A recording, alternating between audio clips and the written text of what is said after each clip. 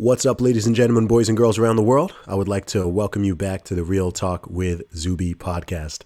Now, on today's episode, we have got on a very special guest, and this is Magda Osman. Welcome to the show. Hello, Zuby. How you doing, Magda? I'm doing very good. Awesome. Have you done a lot of podcasts before, or is this newish? I've done a few. Fantastic. So I've done a brief intro right there, but for people who are not familiar with who you are and what you do, please tell us a little bit about yourself. As I'm a psychologist by trade, and the areas that I'm interested in sort of fairly wide ranging. So primarily interested in decision making, so how we make decisions in lots of different contexts and what the basic mechanisms are. I'm also interested in the unconscious and what claims are made and substantiated by the evidence. I'm also interested in agency and control, those kinds of things. And also, I'm interested where psychologists are invited to make recommendations about interventions that, in theory, are supposed to help people make better decisions and behave better, and behave in ways that also serve the public good. And I suppose one thing that might help explain all of my approaches to these different areas is that I'm fairly critical. I take a sort of fairly critical eye to things, so I don't tend to quickly assume that just because a claim is made, it's valid until it's sufficiently scrutinized. So you follow the scientific method. That's not allowed anymore. Well, it depends what circle you keep. But yeah, no. Generally, I try to be fairly stringent in the work that I do, even if maybe others aren't. I'm curious about the behavioral aspects that you mentioned there. So can you give us some examples of what you mean by that? You mean the kinds of interventions that so often these are referred to as nudges, and they're used by all manner of industries, both the public and private sector organizations like trying to use them. And before I explain what some of them are, it's worth knowing that their popularity is that if it's sometimes it's hard to persuade people to do things if you use hard measures like taxes and bans and that kind of thing.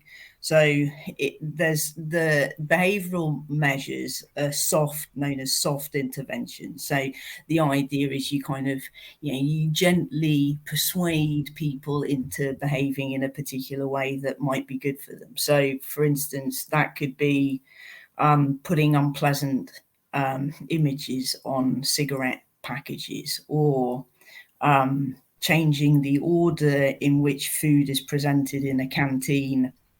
So all of the healthy stuff is presented first. And the idea is that that persuades you to look at things you wouldn't normally sort of think about buying, and you overcommit to buying the healthy stuff or picking that first. And when you go to pay for it, when you later come across the kind of nice smelling, slightly unhealthy foods, you've already committed to the salad. So the idea is that, these kind of simple techniques are used to kind of nudge you in a way that, makes you do better things for yourself.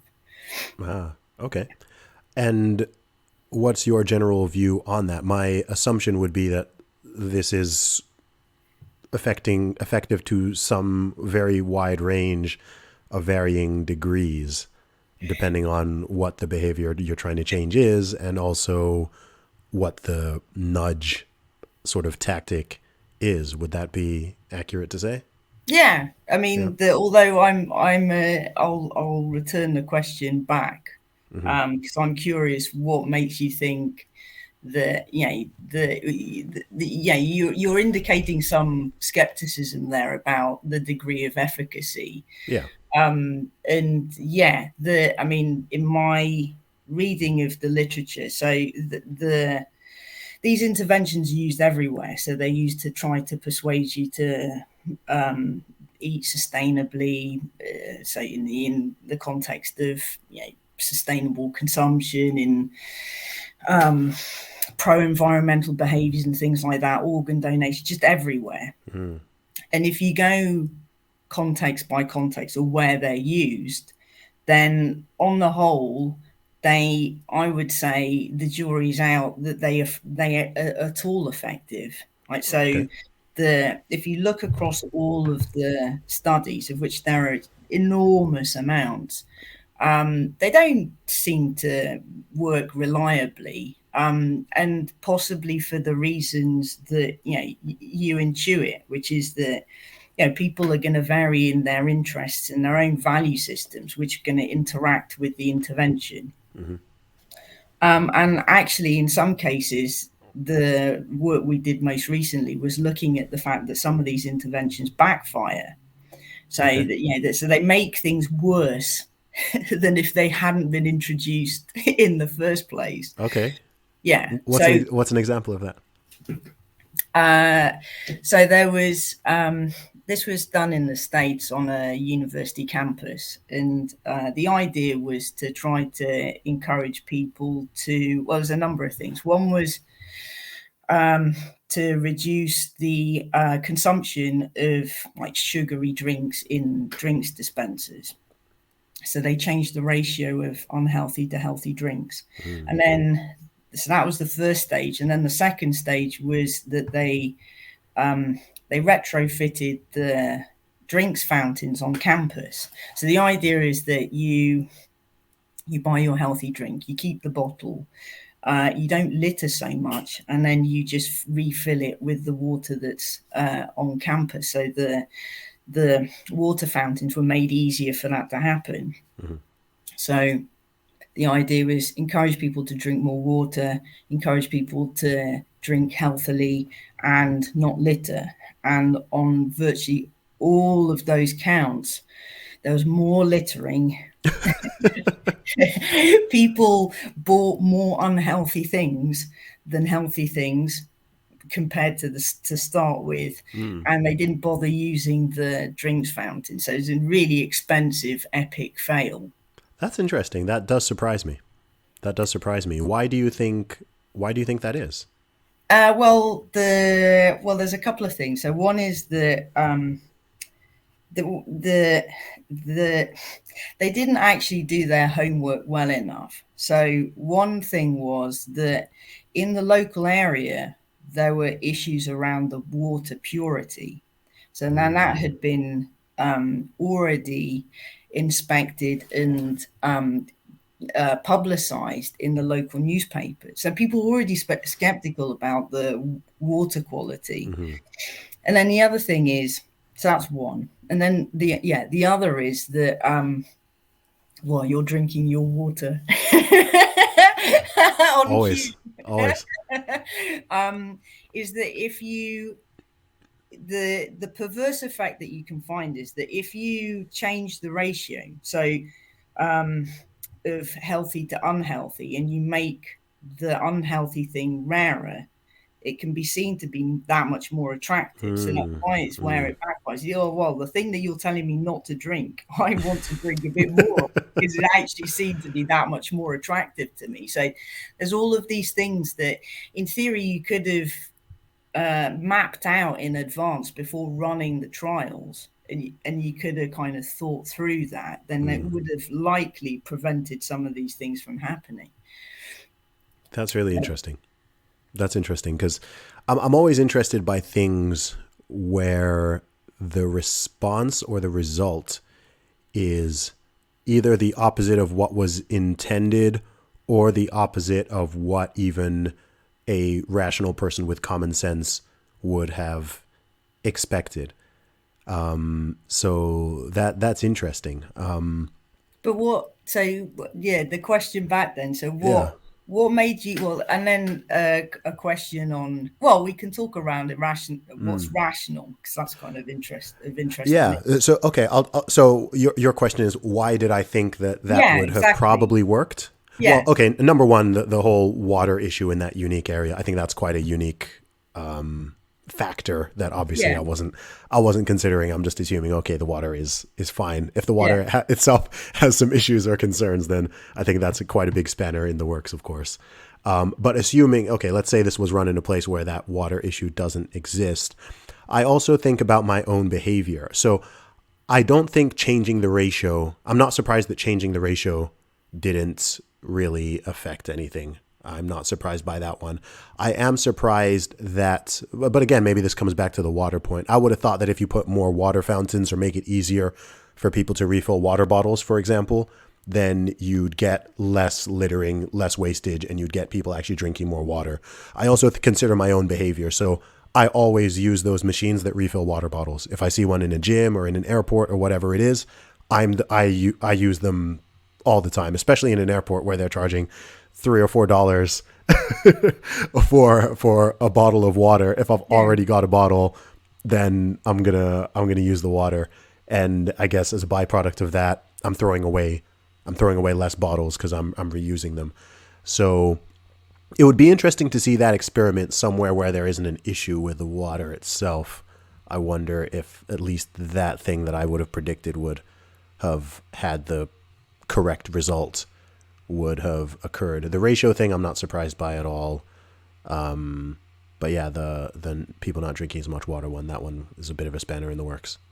But I mean, to that point, and this applies kind of consistently throughout, which is that you know what these, if you're only introducing interventions which in effect are tailor made to people's different interests and motives and their value systems, then it's almost inevitable that things aren't going to work out because these things interact. You can't just assume that everybody is is going to operate in the same way. So a one size fits all can't work in Oh yeah. this. So that sort of applies consistently throughout these different types of interventions that are used because if you're just assuming everybody thinks the same way Oh yeah. and is motivated in the same way, then it's almost inevitable it's going to break down. So Yeah. you have I wouldn't personally assume that, and that's not my assumption here. To be clear, I would have assumed though that there is a percentage of people who are okay like me in that. Some people don't even drink water, so like some people, some people, it's going to be very hard to change their behavior at all with something like that. But I would have thought, I don't know, throw a number on it, 20, 25% of people, well, 30, I don't know what the number is, but there'll be a percent who are like, oh, okay, the issue was that there was not easy access to free water. And so if you make that available, then some percentage of people, it might not be as high as you want it to be. It's not going to be everybody, but some people are gonna take advantage of that and use it. So that would have been my assumption. Yeah, but I mean, Yeah. even to that point, what effects you might expect to find is then important. So this is where kind of statistical analyses really matter because you think, well, is what is a meaningful impact?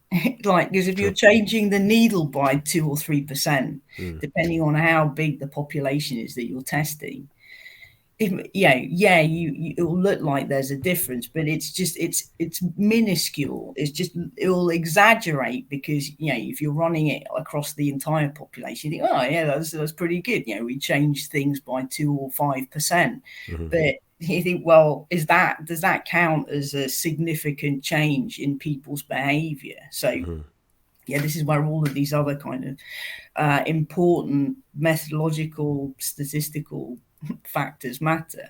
Yeah.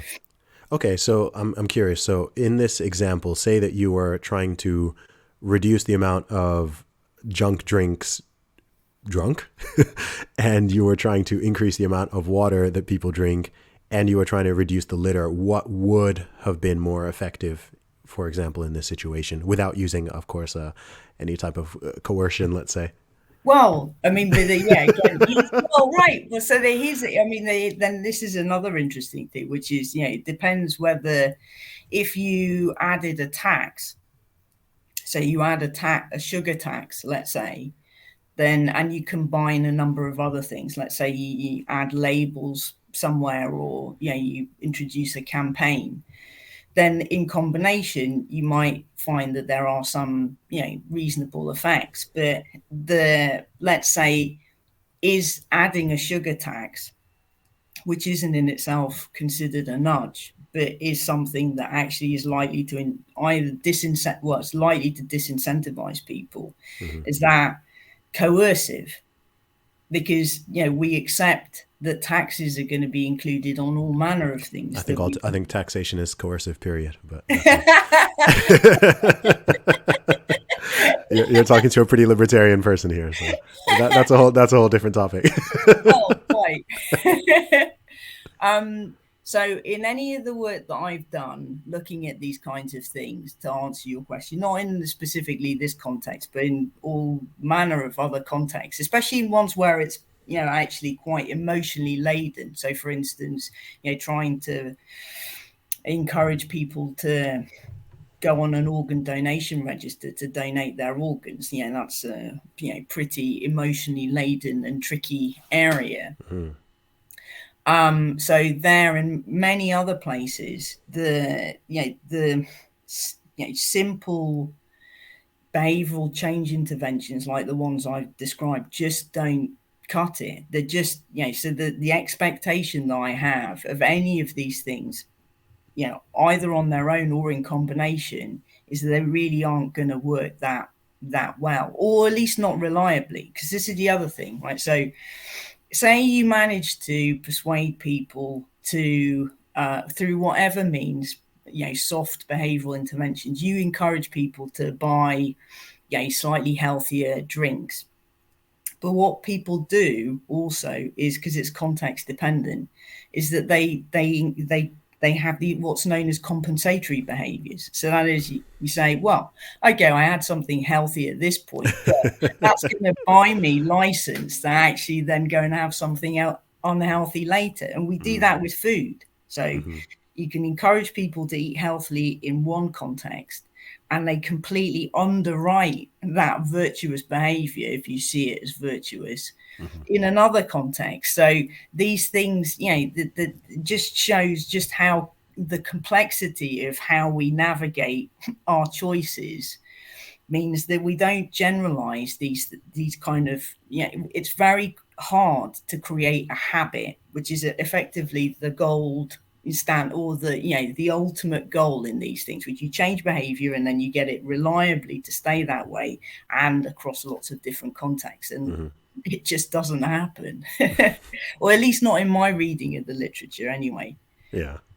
So, how do human beings make decisions? I know that's a very big, open, complicated question, but in your research as a psychologist, how would you describe the typical decision making process? So value systems matter, right? Mm-hmm. So in any choice context, so in any situation where you're faced with different options, there's lots of background stuff that's going to kick the process to operate. So you're going to have to show a preference. So this is where your value systems and your kind of prior experiences are going to help you decide which of the options to kind of assign values to. So you go, okay, well, of the three options available, I have a stronger preference for A over B or C, because in the past I've always picked A, or I like whatever that is. Mm-hmm. So I have a stronger preference for it, so I assign a greater value to it. So then, if I'm being rational, and there are either very minimal constraints on what's considered rational. So Mm-hmm. let's say in this case, just being rational is that you've assigned the values. A is of higher value to you than B and C, Mm-hmm. and you pick A. That's it. That's you demonstrating some consistency between what you've shown a preference for and your choice. And that's, at the heart of decision making, that's effectively that. I mean, you can add layers of complexity to that because, you look at the way people might be inconsistent and what explains their inconsistencies and so on. But generally, that's the basic process. What are some of the biggest misconceptions around decision making, or what people believe that's just not necessarily correct?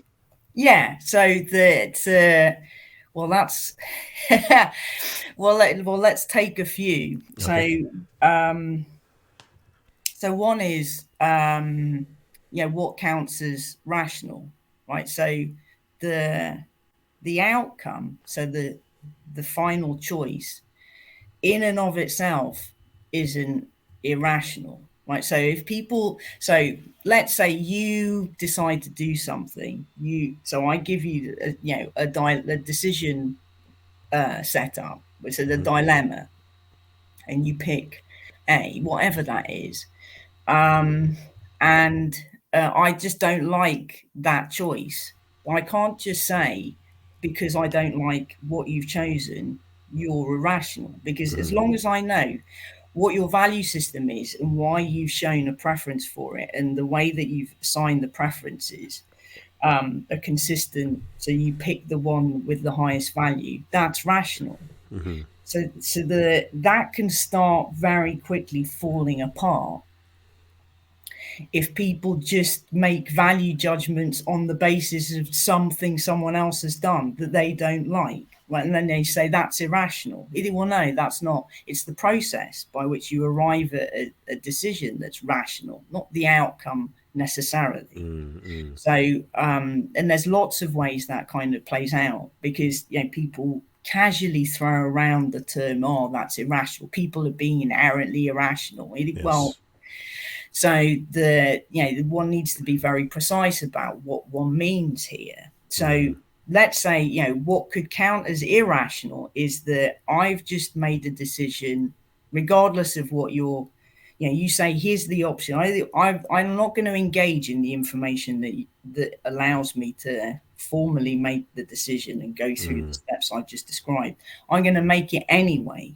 I don't care. I've already prejudged what thing I'm going to do. And then I justify my decision after the fact. So that counts as irrational. Does that make sense? Yeah, it does. And I'm curious because my understanding is that a lot of decisions fall into that category, that people actually tend to make decisions more with their heart and their emotion and then rationalize the fact afterwards. Is that correct to say? Because that seems to be how a lot of decisions are formed. Sometimes it's hard to know if you're going, I think even as an individual, I think we all have this sometimes where you yourself are not totally sure if you're operating brain first followed by heart, or heart first followed by brain, and then you're using your brain to rationalize what you are already feeling towards. Like, I just have a feeling towards this thing, and then you quickly rationalize it, versus did you really think about it first and then make that decision? I think it can be very blurry, and maybe they happen at the same time sometimes. Well, I think that taps into a couple of other misconceptions, which is Okay. well, at least how I study decision making, I don't make it because it's a very easy distinction to make, to just say that we either go with our gut or our emotions, whatever that is. And then there are other times where we kind of deliberate and figure out what we want to do. Well, actually, those two things aren't separated. Okay. So when you're making a decision, you're using a number of different signals. Like, let's say, let's not make it abstract. You've got a menu where you're going to figure out something to eat. You might make a very quick decision. You think, well, I'm just going to stick with the thing that I've already picked before because I know the restaurant, so I'm not interested in exploring any of the other options. Or you go, well, I have a strong preference for this. Like that's the one that I like, because all of the signals are kind of, you're using lots of signals, either the way you've read the menu, or something just compels you because there are emotionally kind of happy signals kind of sent. So it's not like it's either or. You're using a number of things like physiological cues as well Okay. as the details in the. So it's not the. It just it feels intuitively in our folk beliefs about these things that these things are separate, but they're not. Which also then enters into the territory of biases, Okay. because there's a deferment that the biases are ones which are kind of highly emotionally laden and unconscious. And even that, I would say, is contested. Right, so it's very hard experimentally to demonstrate that something is happening unconsciously. Like it's just we're still trying to find the right techniques to show that.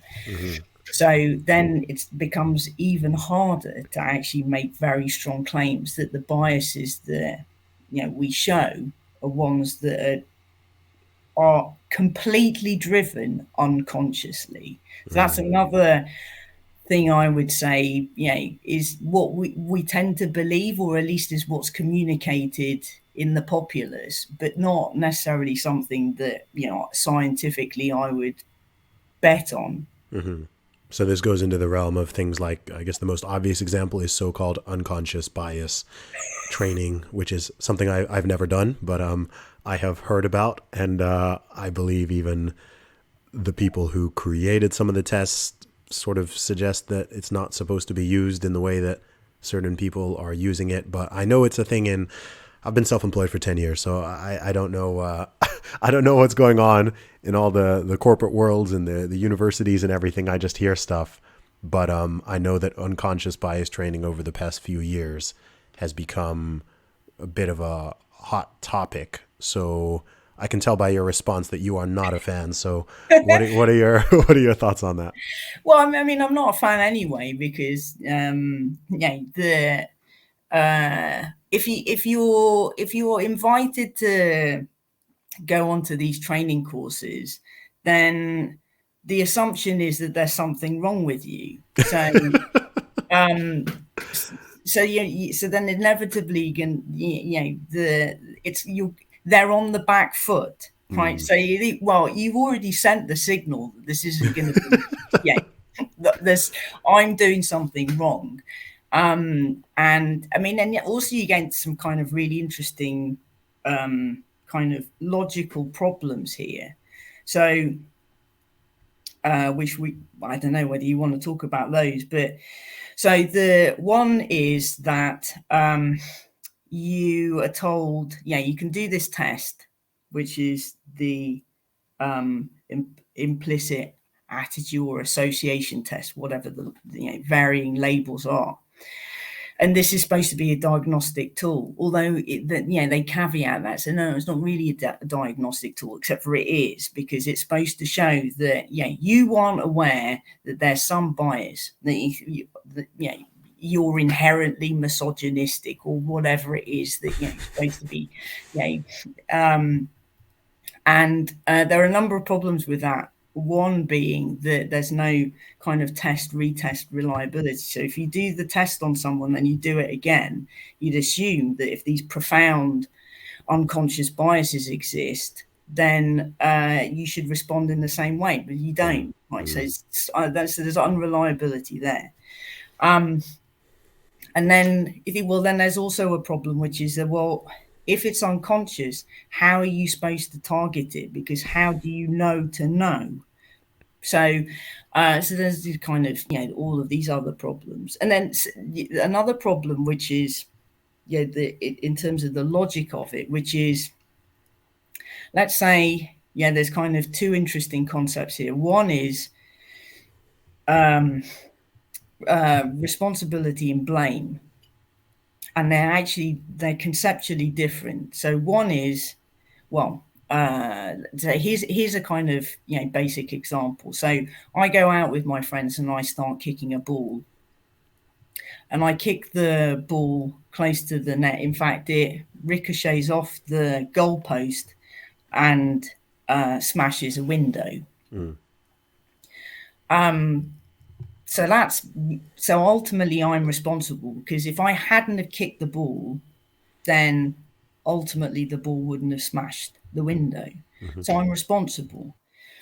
But if you're going to blame me, then you'd have to know what my intention is. So if my intention is, I don't like the neighbor, so I want to kick the ball so I can, ruin their day by having to,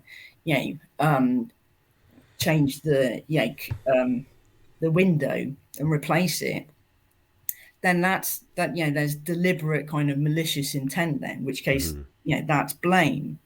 So then you enter into kind of fuzzy territory, when even if we assume that there was unconscious bias, like, well, what can you do with that? Like, so you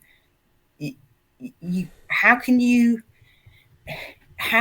hold someone? You might be able to say, well, they've done this test, so that shows that they're responsible for their biases, but their biases are unconscious, so they're not consciously responsible for them. They're unconsciously responsible for them. Okay, but you can't blame them, because you think, well, no, I can blame them, but because there is malicious intent. Well, but the malicious intent is also at an unconscious level. So how are you supposed to hold someone responsible then, if or blame them, if all of this is happening at an unconscious level? Aside from the fact that the evidence suggests that none of these tests actually reliably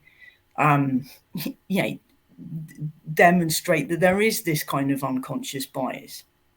So all along the lines of these kind of protected values that people are supposed to be trained out of having biases for, aside from the fact that it's an unregulated industry, so if you wanted to make more money, you could decide to come up with some particular trading method Maybe I yourself. will. Well, maybe not. I'm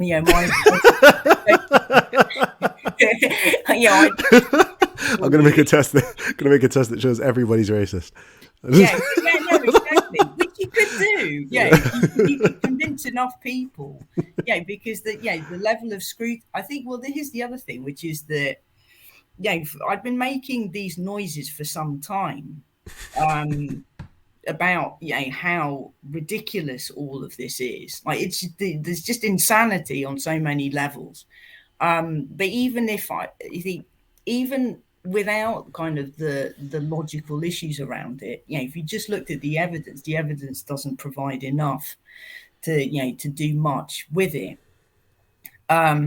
So what's interesting is that there wasn't a space for me to say that easily, because the narrative didn't go in that direction, right? So we're not interested in people going around saying they're skeptical about all of this stuff, or there's kind of lack of evidence for it, because we don't want to hear that. So that it was very difficult to actually say, well, the tide is somewhat turning now. But for a long period, it was just, no, shut up. Don't go around saying these kinds of things. We don't want to hear it.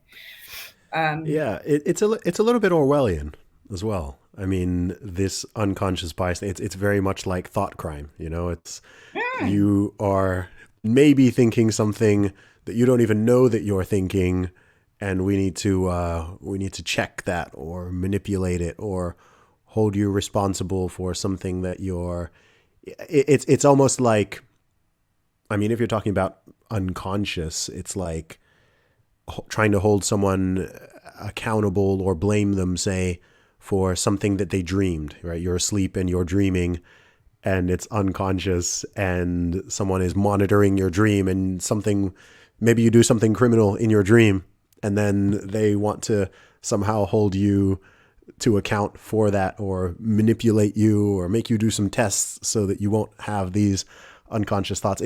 It's very weird when it comes to a lot of these ideas.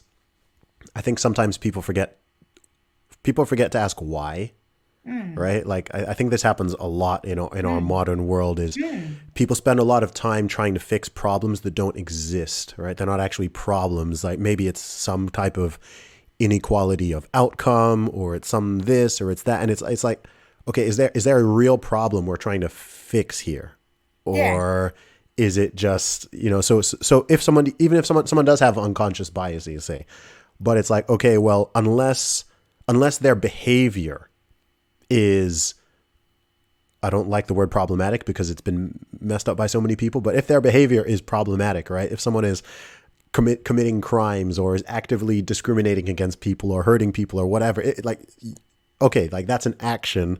So you can do something about an action. If someone just has a thought, or a bias, or an idea, even if it's a bad idea, we all have bad ideas, right? We all have bad ideas. We all have emotions. We all have things that we think that, oh, maybe I wasn't very proud of that thought, or whatever.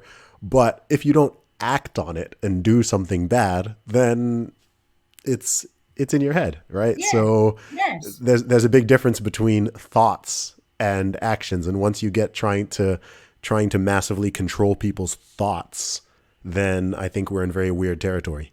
Yes, I mean, well, although it's even more perverse because it's you take the Orwellian kind of uh,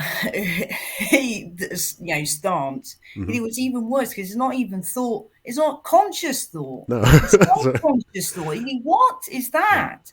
And the other thing is that kind of returning to evidence, and there's plenty out there which actually shows that the if you use the test, whatever, let's say there's kind of the off the shelf tests that people use to try to detect the bias, it's not predictive at all, or or very unreliably predictive of any behaviors. Mm, In fact, what is predictive of behaviors is the introduction of either the unconscious bias training or equality and diversity training, because that leads to backfiring for mm, the reason I said to start with. If you bring people in, if you didn't bring people in and then the automatic assumption is that there's something wrong, then you pit people against each other. So you think, all right, okay, well, I'm going to be even more resentful, one, of being on this training course, but mm. also of the target, populace in the organization that you think I've got a problem with. Because, Yep. unless you evidence that, like, unless you evidence it to start with, as you say, you're in effect creating problems that weren't even there. Mm. And you And and you can do that really easily. yeah, and I was gonna say, I think as well. Look, as human beings, nobody likes to be accused of things that they're not guilty of, or things that they haven't done. That's a natural human thing. If someone comes up to you and accuses you of something that you're not, or calls you something that that's bad that you're not, nobody likes that. Nobody likes that. No one wants to be called a racist, or a misogynist, or a sexist, or like whatever it is. No one wants to be called any label that's negative when you're not that thing, right? It makes people naturally defensive. And as you've already said, it can lead to that reactionary thing where they then feel some type of hostility or resentment, certainly against the people who are accusing them of that. Yes, But yes. then also, if it's coming from like a group, or a demographic of sorts, then yeah, that can increase a feeling of resentment, because they're like, no, I'm not that thing that you're saying I am, and they're like, yes you are, and yeah, it's firstly, it's not very nice, it's not very kind, it's not very civil, but I also think, yeah, it's just counterproductive, assuming that you are actually trying to fix a problem. But coming back around, I don't think sometimes we're trying to fix problems that aren't there. Well, there's another, right. So I'm not denying in anything that I've said that there aren't biases. That I don't think anyone in the world. I don't think you need that caveat, because well, everyone in the world knows that these things exist, but yeah, but it's not a. but not every, the I mean, but then, yeah, not everybody shows humility that they accept that they have them, Okay. or that, yeah, or these kind of other ideas that are out there, which is you can eliminate them, which is Mm. completely inane, right? That, that if you don't understand the way our cognition works, then it's inane to think that you can remove them or eliminate them. So that's what. What do you mean by that? So if you say, well, we're going to eliminate all biases, then Oh, yeah, I think all. I mean, I think over the course of time, sort of throughout a society and a culture, you can create an environment where types of biases are reduced. In terms of like, I don't think there's any human virtue or flaw that you can get to zero unless you're just going to eliminate humanity, right? yeah, People are people, right? You're not going to get anything to zero, right? You're never going to get crime levels to zero. Like, it would be great if you could get violent crime levels to zero. That would be wonderful, but it's a pipe dream, right? But yeah, you can create an atmosphere and a society and a culture and a morality where it's greatly reduced in this place compared to another place, or even over time. But yeah, getting anything to zero, getting anything to perfect, if you're talking about human beings, I think if you even try, you normally end up with a very bad situation. yeah, Yeah, or else you just fail miserably. I yeah, mean, either it doesn't work or it massively backfires. yeah. I mean, but the other, so yeah, the other thing that I was going to say is that, because no one's going to deny that there aren't biases. I certainly am not saying that, but the other, and that there are, let's say, discriminatory behaviours that are out there. Although, again, one has to be careful how one evidences that. So you can't just assume that it's the case unless you've got good evidence to show, and everybody reaches a consensus on what the quality of the evidence is to show that that's the case. So, let's say in the backdrop there are all of these things happening, but the thing is that if your starting point is, if I encounter people of different kinds to me, and they're going to be hostile to me because I'm different to them, then you're almost inevitably going to receive hostility back. Hmm. Right, so that's the perverse aspect of it, because you're automatically going to behave in a way that's quite guarded and Hmm. prickly and quite weird. So then the natural response as someone that's receiving that is, well, why are they being guarded and weird? Like, there's no reason for me to actually be pleasant to this person because they're being odd. Right. Hmm. So you raise the probability of receiving hostility if your kind of worldview is one where, if I encounter loads of people that are different, they're going to be automatically hostile to me. Right. So whether they were or not going to be like that, you've increased the chances of that happening given your perspective. So it's kind of almost perversely reinforcing if you go down that, or you Hmm. take that kind of perspective. Absolutely. Changing topics a little. I wanted to talk a little bit about a word which has been flying around a lot over the last couple of years, and this is the word misinformation, which is boy, it's I think it's a giving the devil his due. I think most people have good intentions with what they're trying to do around this, but I think this is another situation where, in trying to solve a problem, you're potentially creating a bigger and more dangerous one, especially when it comes to social media, YouTube and Twitter and Facebook, and even public conversations where people are calling, the word misinformation is being thrown around a lot. So what are your general thoughts on that? Well, I'm gonna sound like a bit of a broken record here. Okay. Um, the I'm highly skeptical of almost all of it, including the kind of work that some of my colleagues do around this. Because, for a start, if you looked, which is what we've currently been doing. So if you look by different disciplines, Right, so you go into law or computer science or history or philosophy and so on, and you try to sort of kind of map out what their general take is from that literature as to, well, what is misinformation, how old or new is this a problem, assuming you can say specify what precisely is the problem. Yeah, and how big that problem is.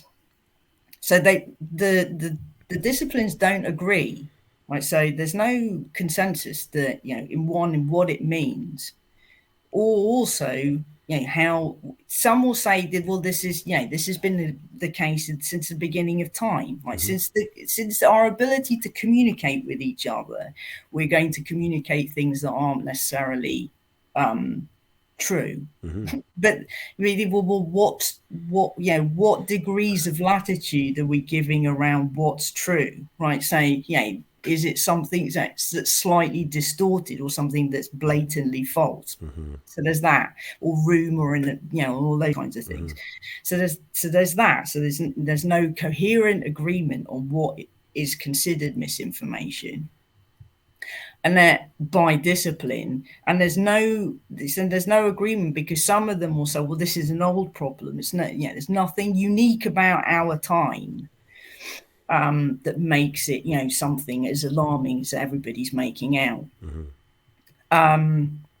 So there's that. The other thing is that, and it kind of links to what we were talking about around unconscious bias and that kind of thing, which is that unless you can demonstrate that there is a direct connection between a piece of information that is communicated and spread and behavior, then what? Then what are you worried about? Right. So I can come across, or say, well, you can break this down. Right. So I either have a particular belief and I encounter some misinformation. Let's say, for the purposes of the discussion, misinformation is something that's other than the ground truth, like the consensus ground truth. Are we saying consensus, or are we saying truth? Because those are different things as well. Well, because the thing is that what facts and claims we can make are going to change over time, because the quality of the evidence means that we have to learn based on what we understand at the time. So so in that sense, given the methods or whatever it is that we're using to actually find the ground truth, I mean, some things, they're universals, let's say, but some, scientific claims are going to adapt over time, because you start learning more stuff, right? Yep. So and that's part of the scientific method as well, right? So you have to kind of, shift according to the evidence that's accumulated, right? So all of the caveats and qualifications out of the way. Although it is useful to say all of these things, because people are quite sloppy about what they throw around, like in these terms. So let's say I had a prior belief. So I encounter this misinformation that actually reinforces the false belief that I have. Right. So then so what's the important order here? I encountered something that's consistent with what I thought, and that's the thing that's then going to motivate me to behave in a particular way. Or I had no belief at all, and I somehow encountered this bit of information that radically changed my belief system, that then made me go out and behave in a particular way, right? So that these things are non-trivial, because the onus of responsibility is on evidence to show that the information is the thing that is driving a change in behavior or harmful behavior, either to the self or to people around you. And there doesn't seem to be, well, for the reason that you can hold a false belief, right? So people might know that smoking's bad for them. In fact, I'd be surprised that a lot of people didn't know that. But some people smoke, right? So you can hold a belief that's an actually accurate one and still do something that's harmful to yourself, right? And the opposite applies, right? So then if you so that's where it matters, where, well, what's the so there's not a direct correspondence between what you believe and how you behave. So then, it makes it even harder if you say, well, this piece of information is the thing that then led to the behavior. You think, well, really? How have you demonstrated that? Right. So, and also, well, what quality of misinformation is the most kind of damaging information? Because you can't just lump everything as kind of equally bad, right? Because there's got almost a kind of universal kind of, it's all bad. You think, well, if I believed that if I came across some information, like, I don't know, let's say I don't know anything about Michael Jackson, and I find out, this bit of information tells me he's still alive. Right. So, that's misinformation, given what everybody knows about, his state of living or death. Well, I'm not. What am I going to do with that? Like, it's like that. That might lead to some particularly harmful behavior. Very unlikely. Yeah. Right. So then, not all misinformation is equal. In which case, then you have to be careful what you're focusing on, and demonstrate that is the thing that's causing these bad behaviors, whatever those behaviors are. So it's complicated. And also, who's the arbiter of truth? And I'm not saying this to try to sound like some postmodernist or something. I'm very far from it. But what is considered true, even in a scientific context? Like, you just look over the past century, even look over the past 2 years, something that is considered correct. This is considered right. This is considered fact in February 2021. And then by August, it's, oh, okay, that's not correct. So the whole, like, I understand people's concerns around the concept of what people call misinformation, but misinformation, number one, we all have, again, human beings, we all have incorrect beliefs. We might not know what they are. In most cases, we don't know what they all are, because we wouldn't intentionally be walking around with incorrect beliefs if we had access to the absolute objective truth on everything, right? So almost 8 billion of us have some beliefs that are not correct. And we may even be like, sure, okay, I'm sure that thing is correct. And it could turn out, oh no, actually that was not correct, or you didn't have the whole story, or whatever it is. And then also from a scientific perspective, I mean, science can't work without misinformation being present and allowed to some degree. Because if you're going to ask questions, or you're going to put forward a hypothesis, you're going to test something, you're going to challenge something, some things are going to be wrong. So if there's something that's believed to be true and ends up being wrong, you could then argue that it was misinformation. Do you see? But it's like, well, if you're not allowed to, if it's just there's a consensus and you can never challenge the consensus or the inverted commas truth at the time, then there's never any progress or movement or discussion. It's just, okay, this is just what it is. It's ossified. It's rigid. These are the facts, and no one can question it or challenge it or whatever. And I think, it's an interesting thing. But I think something that ties together a lot of what we've talked about is this push to almost, how would I put it? Almost like this desire to perfect humanity more than it can be, right? Like trying to control people's complete thoughts and complete behaviors and make sure that there's no misinformation, everything is always correct and this and that. And it's like, I understand the urge and desire to some degree, but I'm also like, you can't do that. And then also there's a line in terms of ethics as well. Where's the ethical line in terms of like what we were talking about at the beginning with the nudge, right? Like where's the line between what is ethically okay and what is becoming just outright manipulative or propagandistic or whatever it is. I think these things are gray. It's not a simple black and white. And you could even argue it depends on the behavior. But I don't know who the arbiter of all these things is, which is why on many things I just kind of take a very pro liberty position. And I'm just like, look, let people have it out. Good ideas float to the top. Let people speak, let people challenge, let people debate, discuss. And there's a lot that we don't know. But the more that we're allowed to talk and have these discussions, the closer we can inch towards what makes sense and what is truthful.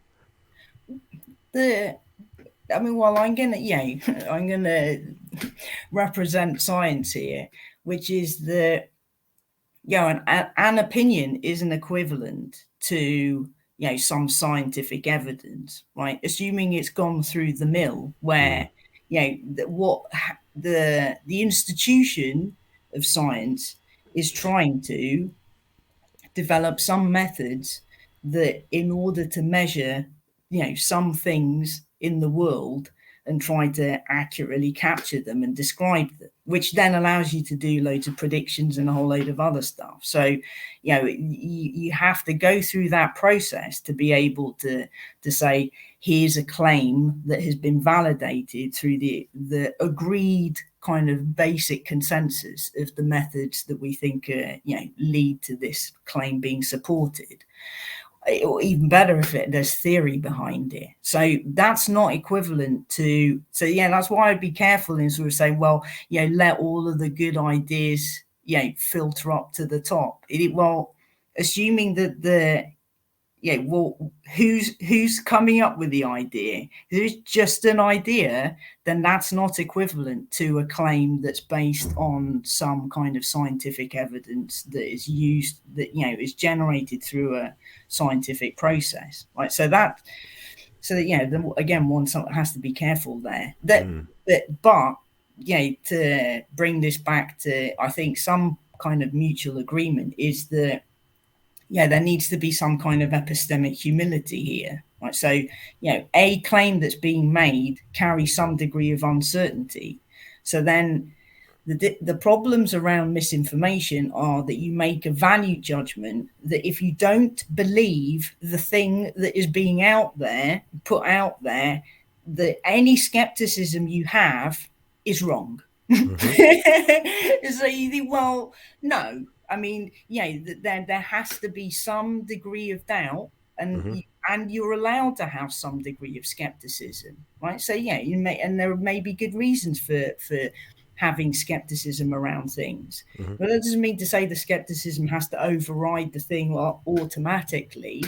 But raising doubt shouldn't, in and of itself, constitute misinformation, right? Or anything that kind of No. suggests that. But I think we're in a state of the world where that seems to be Well, happening. absolutely. I think that we are living in an age of scientism, where what people call the science, I mean, I've never seen the word science abused as much as much as I have in the past couple of years, right? It's now referred to as if it is just a person or an institution, or it's got very religious tones. And I say Yeah. this as someone who is a Christian myself.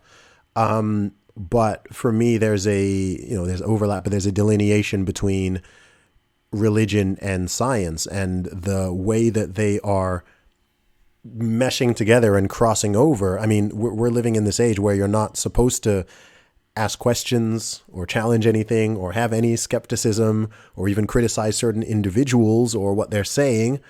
And if you do, people will call you anti-science, as if you're some Hmm. type of heretic or disbeliever, or whatever it is. It's all been trust the experts and follow the science. And when I think it should be, question the science and challenge the experts, right? Like let's discuss things. If you cannot ask questions and you can't challenge things, then you're not in the realm of you're certainly not in the realm of science. Well, I'd yeah. let's separate out this, what I think might be a useful distinction, which is that, there's the methods of science, all Mm-hmm. of the tools that there are, and then there are scientists. Yes, And exactly.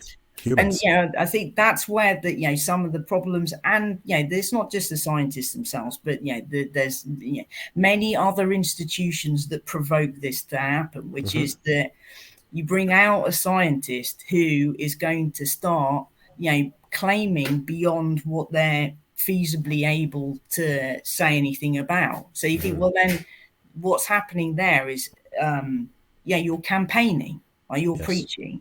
Yes. Right. So you think, well, then you're just as liable as anybody else to be scrutinized. Right. So you are overstepping where you should legitimately be able to be talking. Right. So that's not your role. The Yeah. role is to try to talk around what you understand based on your expertise. Right. So and people will smell this, like why are you going on about all of this? Like you're entering into the territory of astrophysics and you've got nothing to do, and so on. Right. So Yeah. right. Well, we don't need to play out the example. I think people will be well aware what I mean. I think Yeah. and that's a frustration, because then it's doing a disservice to the method itself. Right. So the method is still problematic. Right. So you're right. There's constant evolution in how to improve the methods and the statistics and so on.